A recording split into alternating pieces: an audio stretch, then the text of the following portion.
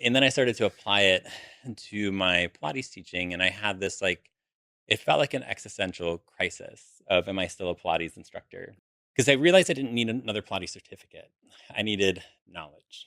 And so I wanted to become a physical therapist. And I'd barely passed high school. I had like no college credits, nothing. I started with one class at a community college. Wow. And I worked my way up throughout the years to earn my bachelor's in exercise science. And then as I started to learn about like biomechanics and anatomy and exercise physiology, I would like go into class and think I knew the answers because I was going to use my like classical Pilates education answers. And then I realized I was dead wrong on many things. And it started to change how I would teach Pilates because it became like internally like an ethical consideration for me because I learned that I needed to teach Pilates a certain way because that's all I knew. Yep. So I taught what I was learned, what I learned in school.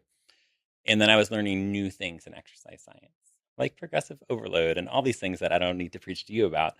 And then I started to apply it to my Pilates teaching, and I had this it felt like an existential crisis of, am I still a Pilates instructor, Wow. even though we're doing more than one push up at a time, even though the book says do one and then stop and then do one more.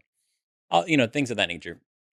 As time went on, I started to teach for club Pilates, which was its own thing. So here, like large group reformer classes, going from like one-on-one classical Pilates to doing 12 reformers at a time was probably the biggest eye opener in my career in terms of the possibilities of what Pilates can be Yep. for people. With that was probably the biggest growth moment in my Pilates career. As I was doing that, I ended up getting into my physical therapy school. I worked for RAF at Breathe Education for years, which was another incredible moment in my career.